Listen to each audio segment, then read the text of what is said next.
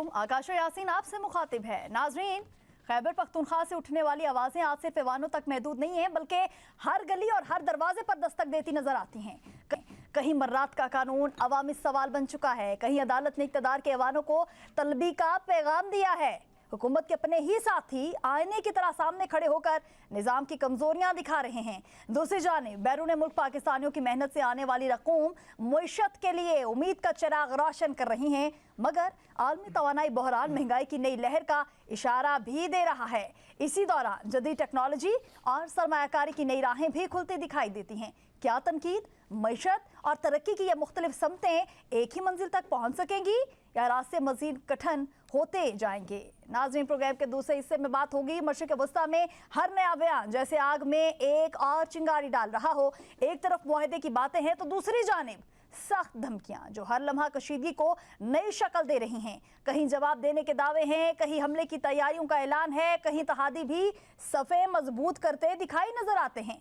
समंदरी गुजरगाहों से लेकर फौजी अड्डों तक हर मकाम आलमी तवज्जो का मरकज बन चुका है, जबकि हर नई पेशरफ्त दुनिया की मईशत और अमन दोनों के लिए एक नया सवाल खड़ा कर रही है। अब देखना यह है कि बातचीत का दरवाजा खुलेगा या ताकत की जुबान मजीद ऊंची होती जाएगी। नाज़रीन, हमारे स्टूडियोज़ में इस वक्त हमारे एक्सपर्ट्स भी हमारे साथ हैं, जिनमें हमारा साथ देंगे आतिफ भट्ट साहब और किरण खान। बहुत शुक्रिया आप दोनों का। इसके साथ साथ हमें ज्वाइन करेंगे डॉक्टर अली इमरान, तर्जुमान PTI पंजाब से, और सरदार फैज़ान। बहुत शुक्रिया आप सभी का वक्त देने के लिए। प्रोग्राम का आगाज सरदार फैज़ान साहब मैं सर आपसे करना चाहूँगी। एक बिल जो है वो पेश किया गया, फिर अवामी ताकत देखने में आई, क्योंकि अवाम जब भी फिर बोलती है, सवाल करती है, ये मीडिया जब ही अवाम के हुकूक पर बात करता है, फिर कुछ ना कुछ अच्छा होता जो है सर वो दिखाई देता है। खैबर पख्तूनख्वा हुकूमत का अरकान असम्बली के मराद के बिल पर नज़रसानी का ऐलान जो है वो सामने आया है, क्या कहेंगे इस पर? मिस्टर काशा, देखें, आपसे कुछ देर पहले आपको अली इमरान साहब ने भी एक बात कही थी कि सुबह का भूला रात को अगर घर वापस आ जाए तो उसे भूला नहीं कहते जी। तो ये मराद का बिल जो है, ये मराद 1988 से इन्हें हासिल हैं, लेकिन इनमें एक छोटी सी इन्होंने जो बीच में चीजें ऐड की थी, जिसमें इन्होंने अपने स्पाउस को बीच में डाला था और लाइफ टाइम के लिए ब्लू पासपोर्ट मांगा था। देखिए, पूरे पाकिस्तान में जो इस टाइम पे जो ब्लू पासपोर्ट हैं वो तकरीबन 57,000 लोगों के पास हैं। और जो अगर हम तमाम सूबों की सेनेट की, कौमी असम्बली की ये मेंबरान की तादाद देखें तो 1000 या 1100 के करीब जो है इनकी तादाद बनती है। और इनको ये मराद जो हैं जो इस बिल में शामिल की गई हैं, तो ये मराद उन्हें पहले से हासिल हैं, ब्लू पासपोर्ट का हक उन्हें पहले से हासिल है, और ये सूबे की डोमेन भी नहीं है पासपोर्ट देना, ये वफाक की डोमेन है। और इन्होंने एक्ट में एक सिफारिश की है, और एक्ट में जो है वो सिफारिश नहीं होती, कानून में कुछ सिफारिश नहीं होती। आप करारदाद के जरिए जो है कुछ सिफारिश कर सकते हैं वफाक को।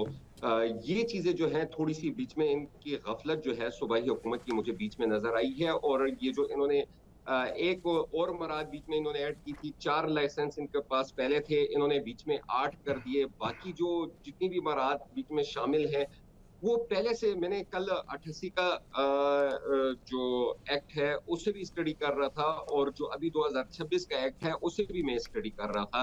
तो तकरीबन बहुत सारी चीजें ऐसी हैं जो कि 88 से बीच में शामिल हैं, और ये अहमद कुंडी साहब ने 30 अप्रैल को इसे असम्बली में पेश किया और इसकी मंजूरी जो है वो दे दी गई थी।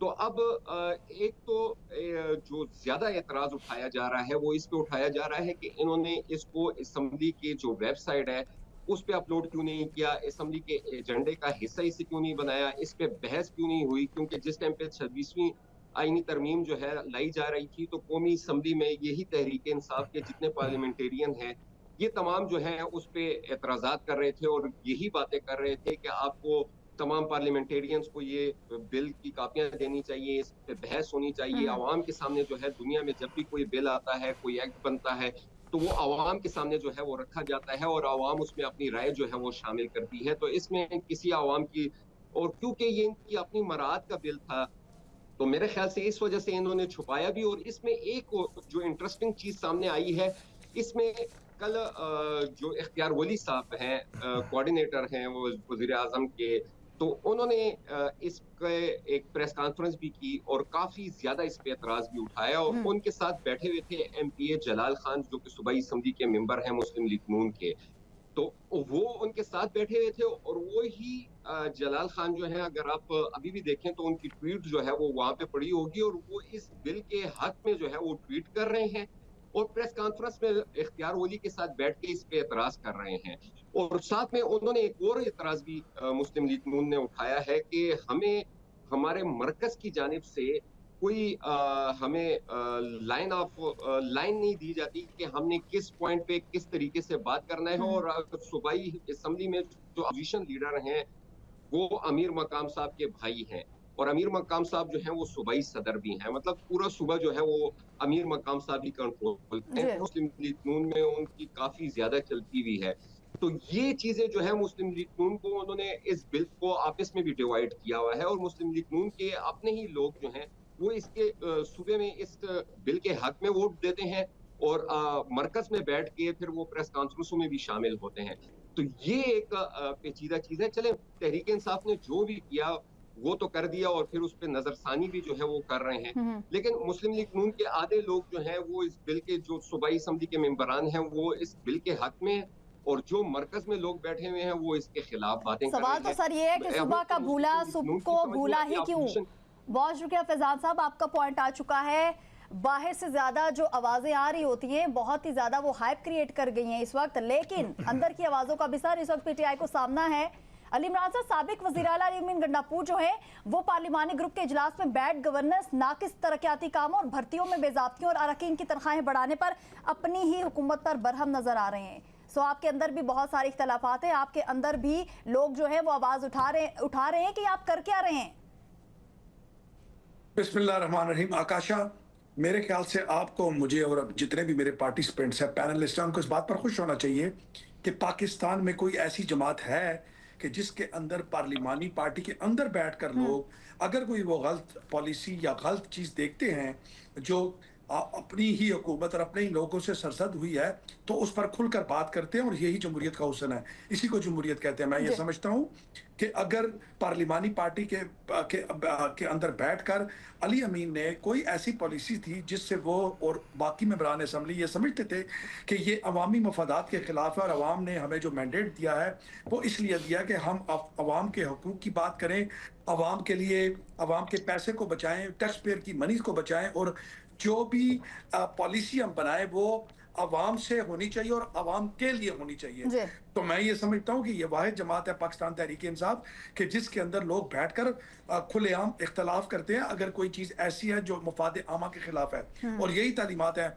वज़ीर आज़म इमरान खान की कि अगर आप समझते हैं कि कोई चीज़ गलत है और कोई कर रहा है तो आप उसको ज़रूर पॉइंट आउट करें और उसके खिलाफ ज़रूर स्टैंड करें जब तक वो चीज़ें ठीक नहीं हो जाती। तो मेरे ख्याल से ये तो आपने ये जो बात आप कर रही हैं, ये तो पाकिस्तानी अवाम की बात आप कर रही हैं आकाशा, और पाकिस्तान के अवाम के हुकूक की बात कर रही हैं। मेरे ख्याल से अली अमीन गंडापुर साहब और बाकी जो MPs थे या जो लोग थे जिन्होंने ये आवाज़ उठाई है, इस जो बिल था इसके अंदर जो चीज़ें आई और मरात जो तनख्वाहों की बात हुई, और मैं यहाँ पर आपको बड़ी इंटरेस्टिंग एक बात बताता चलूँ।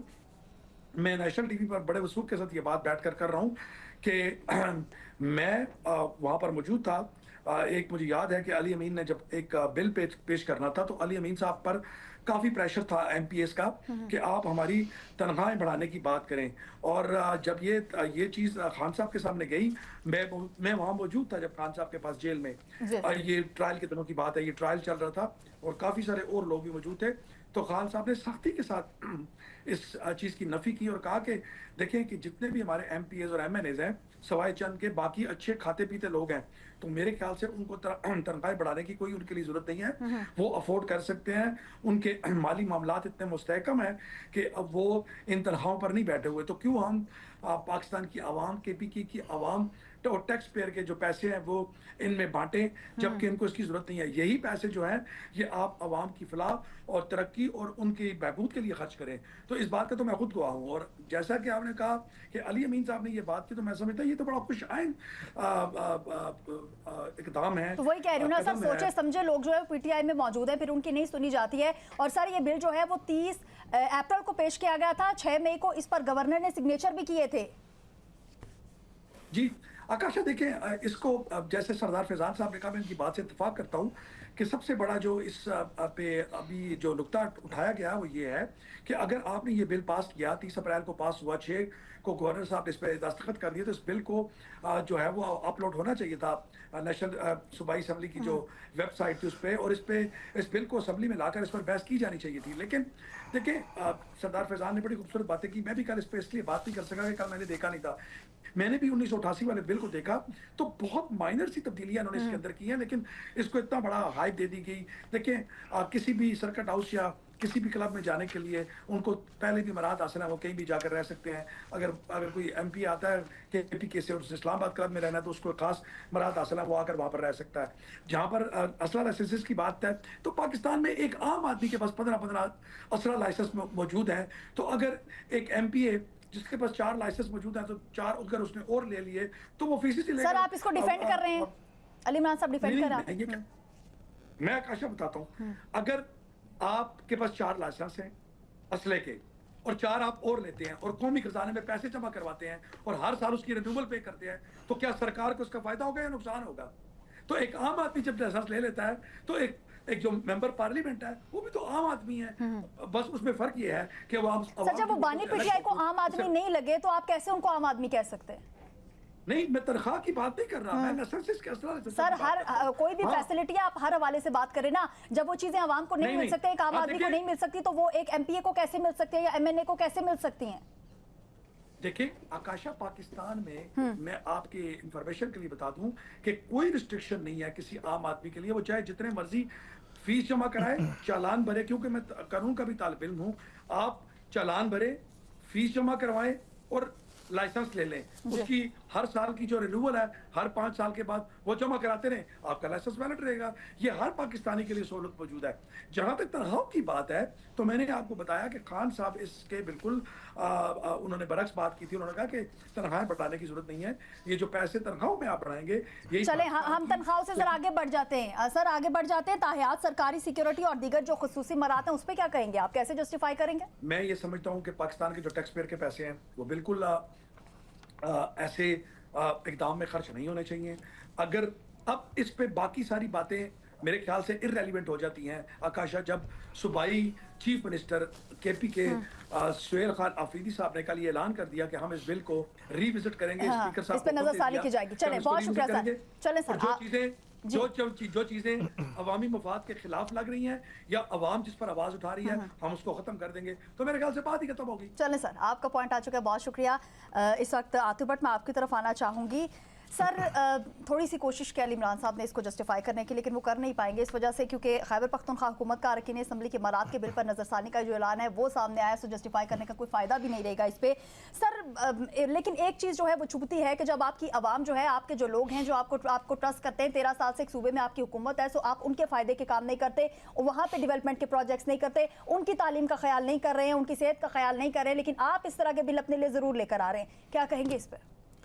आकाशा, जो डॉक्टर अली इमरान हैं, ये चूँकि पार्टी के एक ओहदेदार भी हैं और ज़ाहिर है उन्होंने अपनी पार्टी के हवाले से ही बात करनी है, with in party policy discipline में रहते हुए। अगर ये एक आम आदमी की तरह बात करें, सबसे पहले है कि इस बिल का मकसद क्या था लाने का। जी, जब इमरान खान इस कल्चर को पसंद नहीं करते, तो इस कल्चर को इन्होंने क्यों, इसमें जो मैंने अपने ज़राए से पता किया, इसमें इसके पीछे ये है कि जो अली अमीन गंडापुर को हटाकर सुहेल अफरीदी को लाने का जो मकसद था, वो पाकिस्तान की पूरी आवाम को पता है कि मकसद क्या था। जब वो मकसद जो है वो पूरा नहीं कर पा रहे, तो उन्होंने फिर देखा कि कुछ ना कुछ ऐसा किया जाए कि जो PTI के MPAs हैं वो उनके साथ इंटैक्ट हो जाएं, और उसके लिए उन्होंने मुख्तलिफ जो है वो काम करने शुरू किए। और उनमें से ये जो बिल है, ताहयात उनको जो है वो देनी, मरात वगैरह, तो वो बिल लेकर आए। और इसमें हैरान कुन तौर पर मैं कहूँगा कि जो हमारी अपोजिशन है वहाँ पर KPK की, या जितनी सियासी जमातें हैं, वो भी इनके साथ मिली हुई हैं सुहेल अफरीदी के, कि जिन्होंने ये बिल मंजूर करने वक्त उस वक्त आवाज़ नहीं उठाई, उसके बाद इसके ऊपर कोई रद्द-ए-अमल नहीं दिया। ये तो जब गवर्नर के साइन होने के बाद जब ये मामला सामने आया, गज़ट नोटिफिकेशन हुआ, तो तब जाकर लोगों ने आवाज़ उठाना शुरू किया। ये इख्तियार वली कह लें या बाकी क्या, वहाँ पर नून लीग के लोग नहीं हैं, JUI के लोग नहीं हैं, और अब जाके इनको याद आया जब ये गजट नोटिफिकेशन हो जाए, उससे पहले जो पीपल्स पार्टी के गवर्नर हैं उनकी जानिब से ये ऑब्जेक्शन क्यों नहीं लगाया गया कि जो आप पासपोर्ट की बात कर रहे हैं, पासपोर्ट जो है वो देना है मरकज़ का काम है, तो ये मरकज़ के जो वो इख्तियार है उसको कैसे वो किया जा रहा है सूबे की जानिब से। तो ये भी हाँ, अलबत्ता अब सुहेल अफरीदी जो है वो अपने आप को उन्होंने अपने इख्तियार को तूल देने के लिए जो है वो ये कोशिशें कर रहे हैं कि किसी तरह MPs उनके साथ इंटैक्ट रहे, लेकिन ये उनको एक वाज़ेह पैगाम जो है वो दे देता हूँ कि जो MPs हैं वो उसी को इलेक्ट करेंगे या घर भेजेंगे जिसको इमरान खान की जो डायरेक्शन होगी। अली अमीन गंडापुर ने भी अपने जो MPs थे उनके लिए बड़े काम किए थे, नो डाउट PTI के वहाँ पर 2 दड़े हैं और अली अमीन गंडापुर का दड़ा है और एक आतिफ खान का या शहराम तरकई वगैरह का। तो ये जो दड़े हैं, इस दड़े ने बड़ी कोशिश की कि अली अमीन गंडापुर को हटाकर तो हम सुहेल अफरीदी को लाकर ये तहरीक चलाएंगे और शाम से पहले इमरान खान बाहर आएगा। वो शाम से पहले तो दूर की बात, वो जो वज़ीर आला है वो अभी तक मिल नहीं पाया। कम से कम अली अमीन गंडापुर जो है वो इमरान खान से मुलाकात तो कर लेते थे, किसी भी तरह जाकर करते थे। बेशक अंदर उनको इमरान खान की जानिब से सख्त तनकीद की जाती थी, जो भी होता था, लेकिन इमरान खान से मुलाकात हो जाती थी। इनको अभी तक इस काबिल नहीं समझा गया। ये एक सूबे के वज़ीर आला हैं जिनकी अडाला जेल में मुलाकात करवाई जाए। हालांकि वज़ीर आला ने जब किसी जेल में जाकर किसी से मुलाकात करनी होती है तो वो होम सेक्रेटरी को एक ख़त लिखा जाता है उस सूबे के, और वो सूबा जो है फिर उस पर इम्प्लीमेंट करवाता है, जिस तरह जो अली अमीन गंडापुर है एज अ चीफ मिनिस्टर वो करते रहे हैं। तो हम अब जब ये देखा कि इमरान खान की तहरीक के लिए वो तहरीक नहीं चलाने में नाकाम हुए हैं सुहेल अफरीदी जिस मकसद के लिए लाया गया था, तो उसके बाद उन्होंने MPs को नवाजने की जो है वो कोशिश शुरू कर दी। यहाँ पर अगर अपोजिशन तनकीद कर रही है तो मरकज़ में भी जो तनख्वाहें बढ़ी हैं उस वो वहाँ की जो अपोजिशन है वो यहाँ की हुकूमत है मरकज़ में या पंजाब में, उनकी जब जानिब से जब तनख्वाहें बढ़ाई गई हैं तो उस वक्त उनको नज़र नहीं आया क्या ये MNAs MPs तनख्वाह के सर पर जिंदा है। ये जो करोड़ों रुपए लगा कर आते हैं इलेक्शन में, तो क्या ये इस तनख्वाह के लिए आते हैं? Not at all. ये सिर्फ PTI जो है उसको तनकीद करने के लिए ये किया जा रहा है तनख्वाहों के मामले तक। उसके बाद जो पासपोर्ट का मामला है या अमरात का मामला है, ये मैं हैरान हूँ कि इमरान खान जिस कल्चर को वो ख़त्म करना चाहता था सुहेल अफरीदी ने उसी कल्चर को परवान चढ़ाया है। और वो सिर्फ इसलिए कि किसी तरह उनका जो वज़ीर आला का इक़्तिदार है उसको तूल मिल सके और MPs जो है वो उनके साथ इंटैक्ट रहे। लेकिन उनको ये याद रखना चाहिए कि अगर इमरान खान को ये चीज़ पता चल गई तो इमरान खान ने इनको फौरी तौर पर हटाने का हुक्म दे देना है। बिल्कुल सर, बहुत शुक्रिया, आपका पॉइंट आ चुका है। किरण, आपकी तरफ आना चाहूंगी कि बानी PTI की पॉलिसीज रही नहीं है कभी, इवन के जिस तरीके से अली इमरान साहब ने भी बात की कि बानी PTI की पॉलिसी नहीं रही है, वो इस पर कभी बात नहीं करना चाहते थे। सो वज़ीर आला जो सुहेल अफरीदी साहब है, सो इस वक्त वही काम कर रहे हैं जिनको बानी PTI को जिन चीजों से बहुत ज्यादा नफरत थी। काशी, जैसे अभी डॉक्टर साहब ने भी बात की कि नजरसानी के लिए अगर बिल चला गया तो फिर तो इसके ऊपर गुफ्तगू करने का मायने नहीं रहता। तो मायने कैसे नहीं रहता? पहले तो बात हम ये कर लेते हैं ना कि अवामी मुश्किलात के अंदर जिस तरह की मुश्किलात आवाम को फेस करना पड़ रही हैं, ऐसे में अगर अरकान पार्लियामेंट की मराज जो है बढ़ाई जाती हैं तो डेफिनेटली फिर उसके ऊपर तनकीद भी होती है, उसके ऊपर जो है मीडिया के ऊपर भी बातचीत होती है। तो फिर ऐसी जो चीज़ें होती हैं वो नजरसानी के लिए चली जाती हैं, जो हमेशा से रहा है। चाहे हम वफाक की बात करें, चाहे हम सूबों की बात करते हैं, तो ये तो बिल्कुल आप समझे कि जस्टिफाई है ही नहीं कि हम ये कह दें कि नजरसानी के लिए चला गया। तो अब देखिए नजरसानी से पहले ये बिल पहुंचा कैसे, पहले इसके ऊपर क्या आप लोगों की मुशावरत नहीं हुई? तमाम जो आपके MPs थे उन सबको अब कह रहे हैं, और जो वहाँ की अपोजिशन है क्या किसी ने उसके ऊपर आवाज़ नहीं उठाई? हाँ, अब जब पास हो गया तो मीडिया ने आवाज़ें उठाना शुरू की, सोशल मीडिया के ऊपर जब गुफ्तगू होना शुरू हुई, तनकीद होना शुरू हुई, तो फिर हमें याद आया कि यार हम नजरसानी कर लेते हैं। तो इस तरीके की चीज़ें तो पहले करने वाली होती हैं। और वज़ीर आला सुहेल अफरीदी जब कहते हैं कि मैं इमरान खान का जो हूँ वो उनका आप समझे कि उसके बाद मैं उसको उनके सूबे को लीड कर रहा हूँ, उनकी दी हुई जिम्मेदारी को संभाल रहा हूँ, तो उसमें फिर खयानत कैसे कर सकते हैं? ये कल्चर जब किरण, दूसरी बात है कि अगर इनके पास मराद का इतना ही टोकरे भरे हुए हैं तो वहाँ की आवाम को देना। एग्जैक्टली, देखिए आप कहते हैं उस वक्त आप कहते हैं कि हमारे पास बजट नहीं है। देखिए जो आपकी सैलरीज जाती हैं, सारा कुछ होता है, वो आप बजट से ही निकाल रहे होते हैं ना। जो पूरा एक सूबे का बजट रखा जाता है उसमें तमाम तर चीजें जो होती हैं, टैक्स टैक्सेस होते हैं कि आवाम का पैसा इतना आसानी से आप लोग अपनी एजेंसियों पर उड़ा सकते हैं। दूसरा आपने बात की है कि पासपोर्ट, ताहयात पासपोर्ट, मतलब ब्लू पासपोर्ट, और वो सिर्फ आपको नहीं बल्कि आपकी फैमिली को भी, ठीक है, आपकी बेगमात को भी दिए जाएं, और बाकी जितनी भी चीज़ें हैं वो तो किसी कानून में पहले नहीं था। पहले हमने नहीं देखा इस तरीके से कि अब ताहयात उन चीज़ों को किया जाए। तो आप ये किसके कहने पर कर रहे थे? एमपीएस ने क्या आपसे कहा था? अगर एमपीएस ने कहा था तो अब फिर वो इस चीज़ से पीछे क्यों हट रहे हैं? तो ये सारी चीज़ें बहुत जो है ना इलॉजिकल मुझे तो दिखाई दे रही हैं। और दूसरा, जब तक हमने बात की कि खान साहब का तो कल्चर कभी भी किसी दौर में भी नहीं रहा था। वो सारी चीज़ें वो तो कहते थे अशरफिया के ऊपर सबसे ज़्यादा तनकीद करते हुए हमें दिखाई देते थे, सबसे ज़्यादा वो इस चीज़ के खिलाफ थे। किरण खान साहब का ये मशहूर है कि उनके पास जो कोई सफीर वगैरह आते थे ना बनी गाला मिलने के लिए, तो उनको जो चाय के कप के साथ जो हाफ रोल बिस्किट नहीं होते वो पैकेट साथ में पेश किया जाता था, यानी कि वो इतना मतलब बिस्किट, और वो तो चलिए पुरानी बात की उस तरह से कहा जाता था कि जिस तरह से हम किसी बड़ी मीटिंग की बात करते हैं तो मुख्तलिफ जब बड़े लोग आते हैं तो मुख्तलिफ चीजें होती हैं जो आप जो है एज अ होस्ट आप उनको पेश कर रहे होते हैं, तो उसमें नहीं होता। क्या थी बानी तो सोच यही बता रहे ना, वो आम आवाम का सोचते थे, आम आदमी का सोचते थे। तो यहाँ पे देखिए उलट हो रहा है। तो अब इसका जवाब कौन देगा? एक तरफ तो पीटीआई कहती है कि वो अवामी जमात है, अवाम को रिप्रेजेंट करती है, अवाम के मसाइल की बात करती है।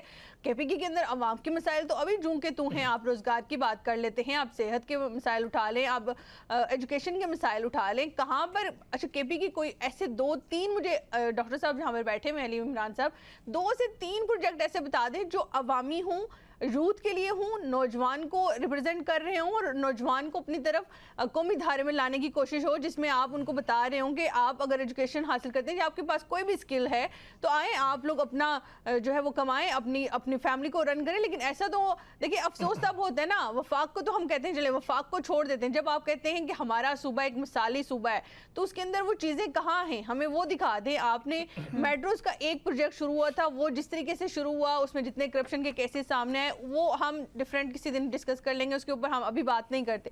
इस चीज के ऊपर जस्टिफाई कर लेंगे जी बिल लाने की जरूरत ही क्यों सुहेल अफरीदी साहब को पेश आई, और सुहेल अफरीदी साहब 30 अप्रैल को आया, 5 मई को उस पे दस्तखत हुए और उसके बाद वहां पे सो ही रही है। देखिए जहां पर अपनी बात होती है और पार्टीज तमाम मुत्तहिद हो जाती हैं, चाहे अपोजिशन की बात करते हैं चाहे हम दूसरी पार्टी की बात करते हैं। आकाशा मैं एक पॉइंट यहाँ पर ऐड करूंगा कि मैं चूंकि जब इमरान खान वज़ीर-ए-आज़म थे तो मैं उस वक्त बीट रिपोर्टर भी था, जब हमें मुलाकात के लिए बुलाया जाता था वहां पर एक गैर बनी गाला के अलावा वज़ीर-ए-आज़म हाउस में, तो हमें याद है कि इमरान खान साहब की जो पॉलिसी थी कि एक चाय का कप, उसके नीचे पिर्च और उसमें एक साइड बिस्किट का पीस रखा होता था, दूसरा पीस नहीं देते थे।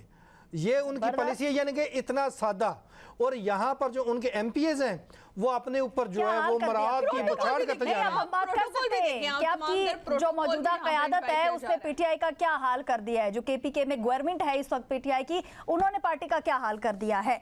एक वो शख्स है जो कि पैसे देता है, किस तरीके से कमा रहा है, क्या कर रहा है, क्या नहीं कर रहा है, वो पैसे दे रहा है। वो शख्स है जो उन्हीं पैसों से गाड़ी भी खरीदता है, घर भी खरीदता है, लेकिन जो दे रहा है वो ना घर खरीद सकता है ना गाड़ी खरीद सकता है। अगर वो खरीदेगा तो उसको टैक्स का सामना करना पड़ेगा। जो पैसे दे रहे हैं वो काले शीशे नहीं लगवा सकते, मतलब काले शीशे नहीं होंगे उनके गाड़ियों के, लेकिन जिनको पैसे दिए जा रहे हैं वो ही लगवाएंगे।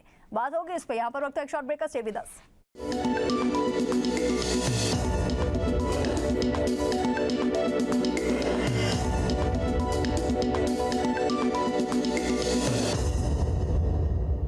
वेलकम बैक, एक मरतबा फिर खुशामदीद। नाज़रीन, हकीकत तो ये है कि इस अवाम का किसी ने नहीं सोचना, सब ने अपना सोचना है, अपने इक़्तिदार का सोचना है, अपनी कुर्सी का सोचना है, अपनी मर्रात के बारे में सोचना है। सो इस अवाम के बारे में इस वक्त भी कोई नहीं सोच रहा। जो थोड़ी बहुत उम्मीद थी पीटीआई गवर्नमेंट से, वो इस वक्त हमने देख लिया कि पीटीआई गवर्नमेंट जो है वो भी क्या कर रही है वहाँ के अवाम के साथ। केपीके के जो अवाम है वहाँ पे, क्योंकि 13 साल से 14 साल से वो वहाँ पे आपको इक़्तिदार में लेकर आई और स्टिल वो आप पर ट्रस्ट कर रही है, लेकिन आपने वहाँ के अवाम को क्या दिया है? डॉक्टर अली इमरान साहब। आकाशा देखिए, आप एक इररेलेवेंट अब चीज हो चुकी कल के ऐलान के बाद। सर हम उससे हट गए ना, हम उससे हट गए हैं सर, बिल से हट गए हैं, हम ओवरऑल बात कर रहे हैं वहाँ के अवाम को क्या मिला है। अगर देखिए, अगर आप बात करना, अगर आप पूरा इस पे प्रोग्राम करना चाहती हैं कि जिसमें आप ये कहें कि पिछले 12 साल से जब से हमारी हुकूमत है तो पाकिस्तान तहरीके इंसाफ ने केपी के अंदर क्या किया और क्या क्या प्रोग्राम और प्रोजेक्ट लेकर आई, तो उस पर एक प्रोग्राम रख ले, एक सेगमेंट रख ले, मुझे बता दे, मैं पूरी डिटेल सर रख लिया ना, आपसे सवाल कर रही हूं सर, जवाब दीजिएगा प्लीज। मतलब अभी मेरा देखिए, मेरा बेसिकली मेरी उस उस पर कोई रिसर्च इतनी लंबी चौड़ी नहीं है। लेकिन जहां तक मेरी इल्म में है, आप ये देखें कि जब आप ये कहते हैं कि जब वफाक जो बड़ा है, जो तमाम इकाइयों को साथ लेकर चलता है, आज भी वफाक ने 4200 अरब रुपया KPK का देना है, और देख लें कि बाकी किसी सूबे के कोई आउटस्टैंडिंग बैलेंस नहीं है। तो आप जब एक सूबे का मतलब ये समझ लें कि मुकम्मल तौर पर कोई इस दफा भी 17,700 सर मान लिया ना, सर मान लिया सौतेली माँ जैसा सलूक किया विफाक ने आपसे। सर मैं ये चाह रही हूँ कि सिर्फ सर कुछ प्रोजेक्ट्स बता दें जो कि वहाँ की आवाम के फलाह व बहबूद के लिए किए गए हैं।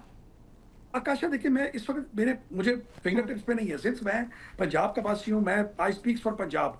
या तो इसमें दो चीजें आप करें, अगर आपने इस पर, मैं आपको दो ऑप्शन देता हूँ, या अगले प्रोग्राम में एक पूरा टॉपिक रख लें कि पाकिस्तान तहरीक इंसाफ ने KPK के अंदर क्या क्या जो है वो प्रोग्राम थे उनको एग्जीक्यूट किया।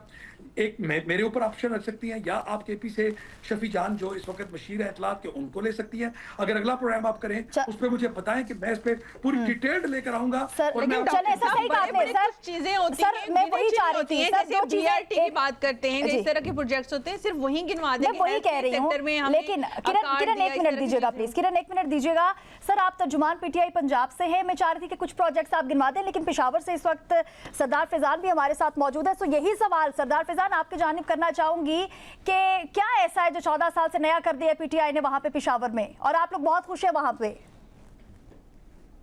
बहुत शुक्रिया मिस आकाशा।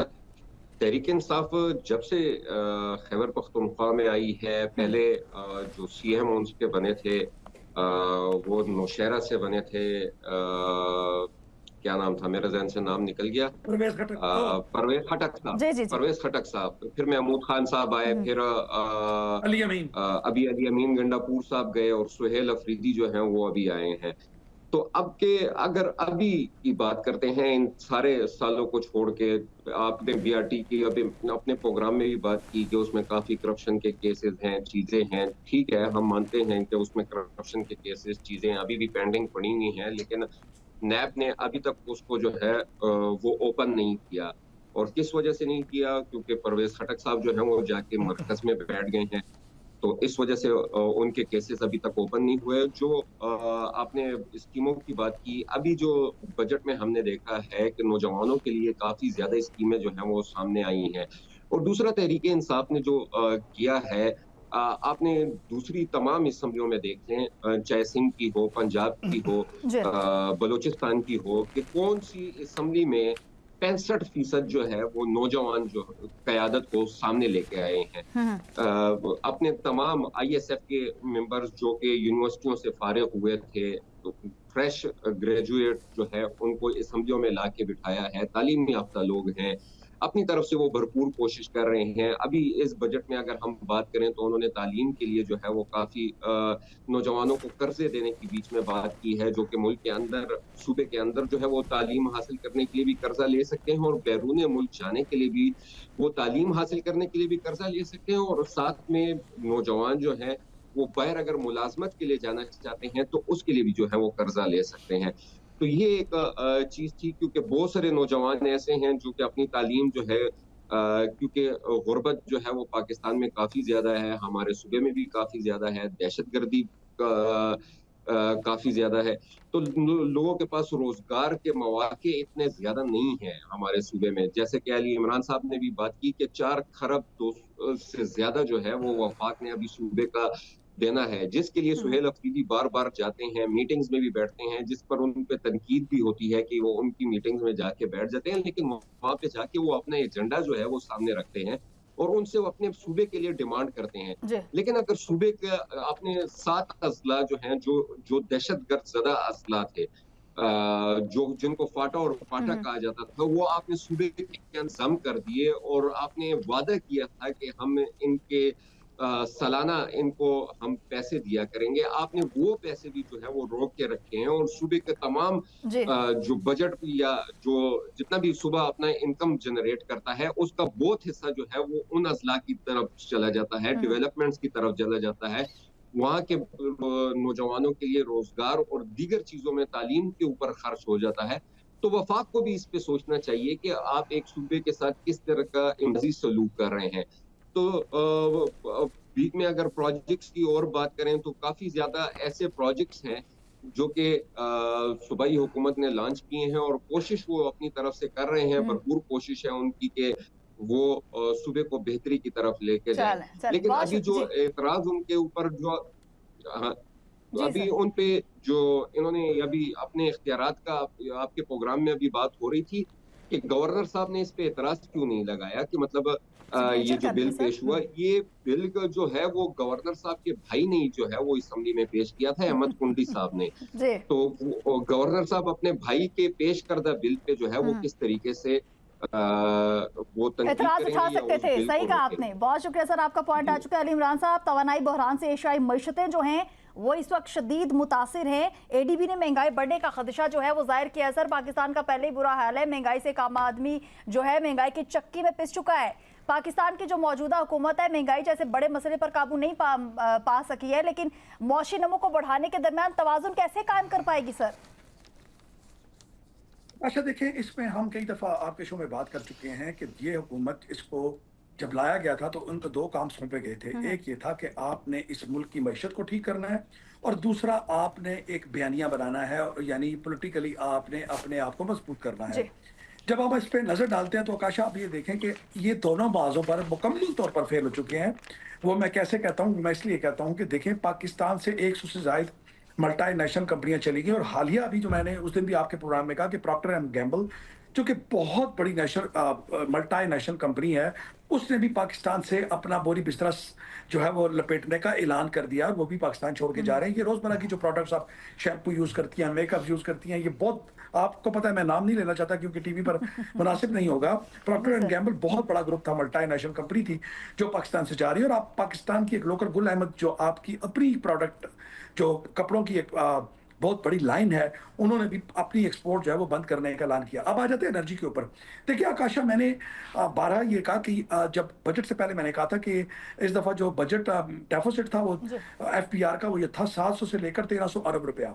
तो उसके लिए इनको पैसे पूरे कर रहे थे। फिर वो अल्लाह की तरफ से एक ईरान वॉर शुरू हो गई अमेरिका के साथ और उसमें पेट्रोल की कीमत है वो ऊपर चली गई और पूरी दुनिया में तकरीबन जो एवरेज एक बनती थी 107 और 105 डॉलर बैरल के हिसाब से वो 280-85 रुपए बनती थी पर लीटर, लेकिन ये 400 पे लेकर गए और उन्होंने सारे के सारे वहां से पूरे किए।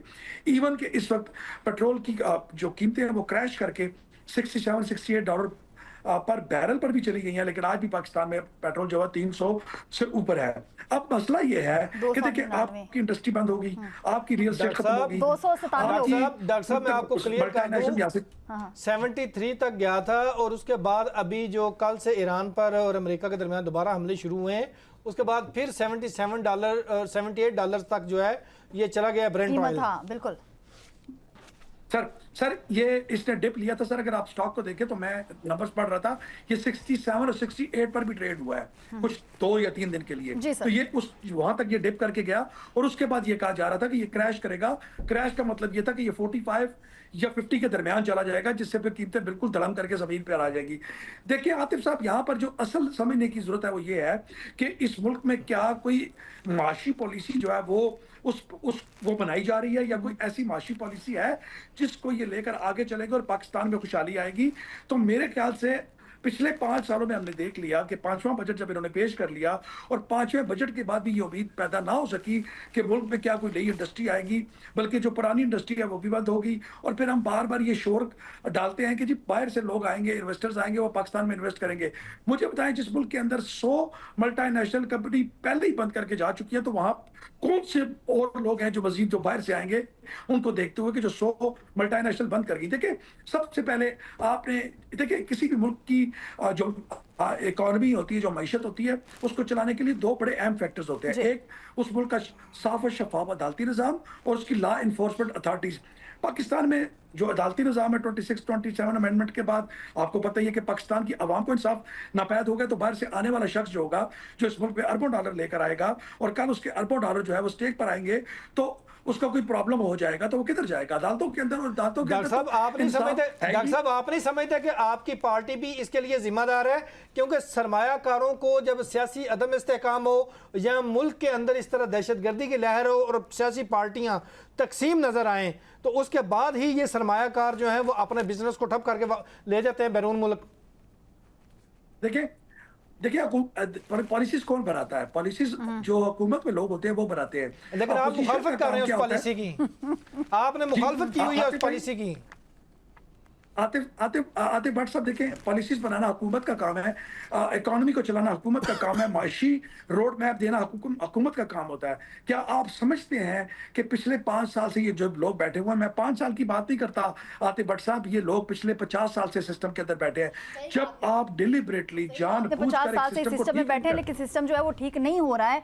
आतिफ भाई से आतिफ भट्ट तक का जो सफ़र है वो इस वक्त हमने देखा है। तो आतिफ भट्ट साहब, जब भी कोई आप इस पार्टी के बारे में बात करेंगे तो इस तरह की चीज़ों का सर आपको सामना करना पड़ेगा। जी तो नाज़रीन, यहाँ पर वक्त एक शॉर्ट ब्रेक का, हमारे साथ रहिएगा।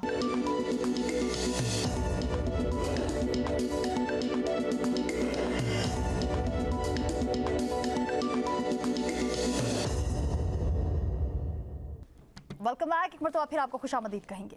इस वक्त आतिफ भट्ट साहब, मैं आपकी तरफ आना चाहूँगी। सर, जो डोनाल्ड ट्रंप साहब हैं वो करना क्या चाह रहे हैं? हमेशा हम यहाँ पे बैठ के बात करते हैं कि उनकी समझ नहीं आती है कि वो किस टाइम क्या कर जाएं। अभी हम देख रहे हैं कि ईरान पर फिर हमले हुए हैं, 14 अफराद जो है वो जाम बहक भी हो गए हैं, और अमरीकी सदर डोनाल्ड ट्रंप कह रहे हैं कि अगर इसी तरीके से चीज़ें चलती रही तो ईरान से पहले से ज़्यादा जो हमने उन पर हमले पहले किए तो उससे ज़्यादा सख्त हमले जो हैं वो ईरान पर किए जाएंगे, लेकिन ईरान भी मुकम्मल तौर पर तैयार है। आकाशा, ये डोनाल्ड ट्रंप जितना मर्जी बोल ले, जितना मर्जी थ्रेट कर ले, ईरानी जो हैं वो इनके थ्रेट में आने वाले नहीं हैं। डोनाल्ड ट्रंप बार बार कहता है जी ईरान ने मुझे कहा है कि वो मुआहदा करना चाहते हैं। कब ईरान ने उनको बोला है डायरेक्ट? कभी भी नहीं बोला।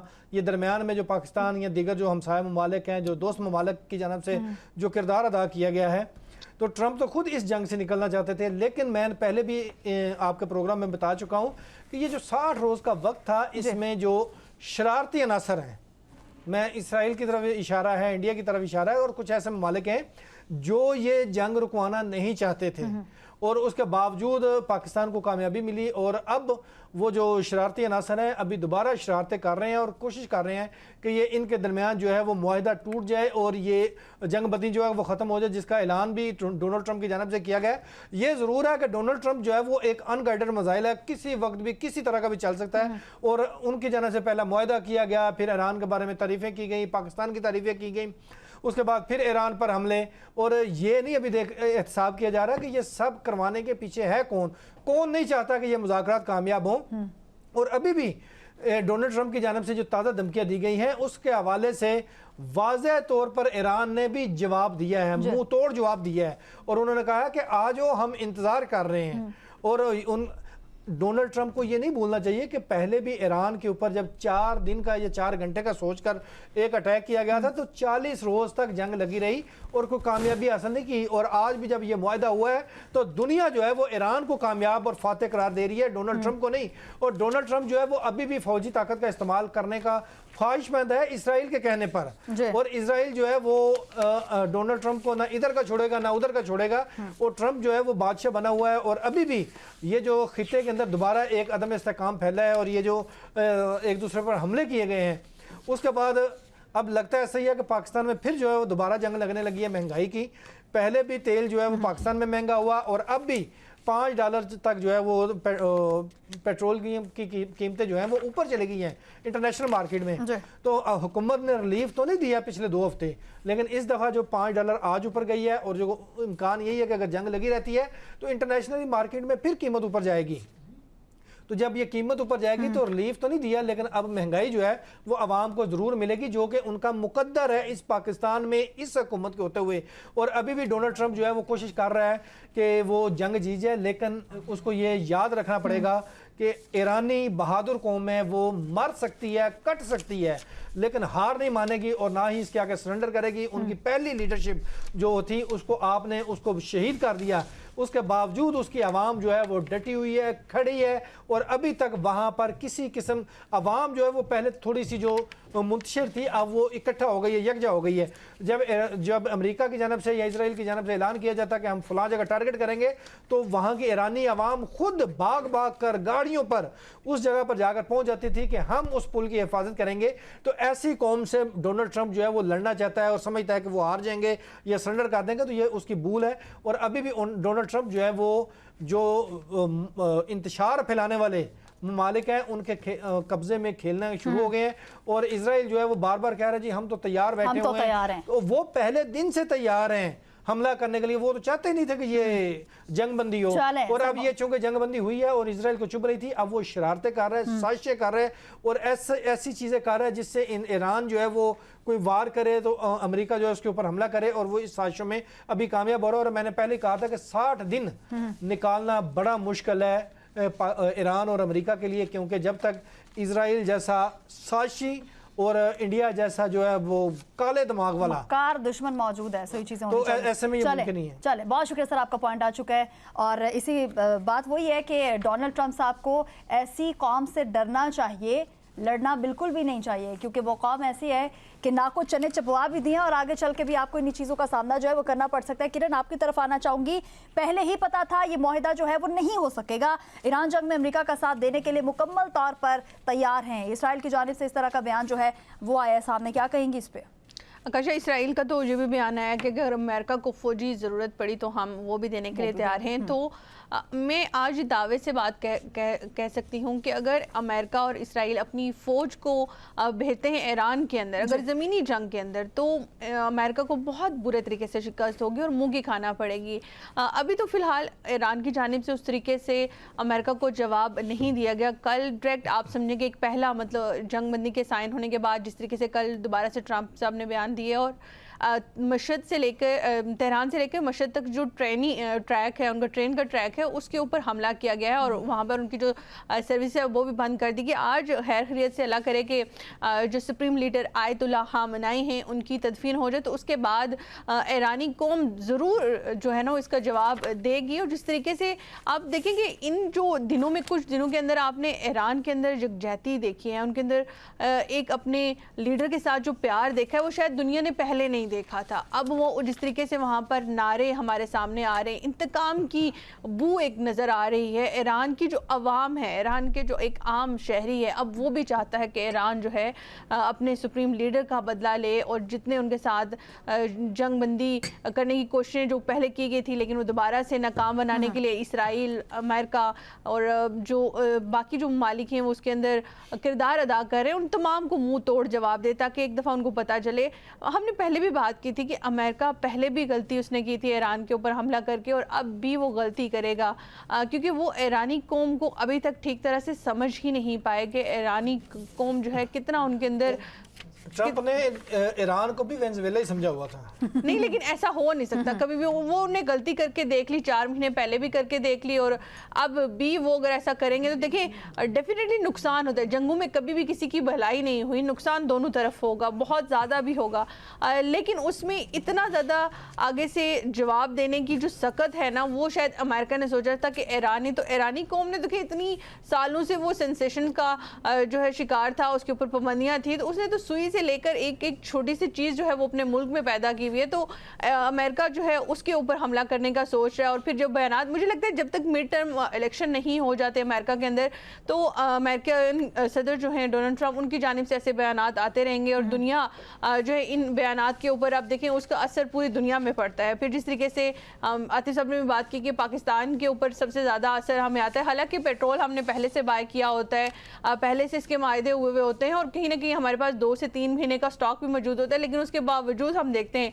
कि अभी 10 दिन नहीं गुजरे होते, सबसे ज़्यादा जहाँ पे जंग लगी हुई थी उसको भी उतना ज़्यादा महंगाई का सामना नहीं करना पड़ता जितना हमारे मुल्क के ऊपर उस चीज़ का असर आता है। तो अल्लाह रहम करे, हम चाहते हैं कि चीज़ें खैरियत से हों, उस तरीके से जो है चीज़ें आगे ना बढ़ें। और किरण, ये हमारी हुकूमत तो मौका ढूंढ रही होती है कि कोई इस तरह का मामला हो तो हम अवाम की जेबों को न छोड़ें, क्योंकि हमारे पास अपनी इंडस्ट्रीज तो है नहीं, हमने नौजवानों को रोजगार तो देना नहीं, हमारे पास हमने उस चीज़ की तरफ हमारी पॉलिसी है ही नहीं। तो जब डेफिनेटली हम अपनी पॉलिसीज़ को नहीं बनाएंगे, अपनी पॉलिसीज़ को बनाने वालों को डायरेक्शन नहीं देंगे, तो हमारे साथ तो यही होगा। फिर ऐसे मौक़ों की हम जो है सबसे ज़्यादा तलाश में होते हैं, मौका मिलने की देर है, उसका फ़ायदा भरपूर उठा लिया जाता है और फिर वक्त आने पर वही पैसा जो आवाम से लूटा जाता है, फिर आवाम के ऊपर उसको 10% भी नहीं दिया जाता। मसला ये है ना, 100% लूट के 10% जो है वापस दिया जाता है। किरण, आपका पॉइंट इस पर आ चुका है जी। तो नाजरीन, मशरिक़ वुस्ता में हर नया बयान जो है वो ऐसे आग है, एक चिंगारी है और फिर माहिदे की बातें भी होती हैं और बड़ी बड़ी धमकियां भी दी जाती हैं।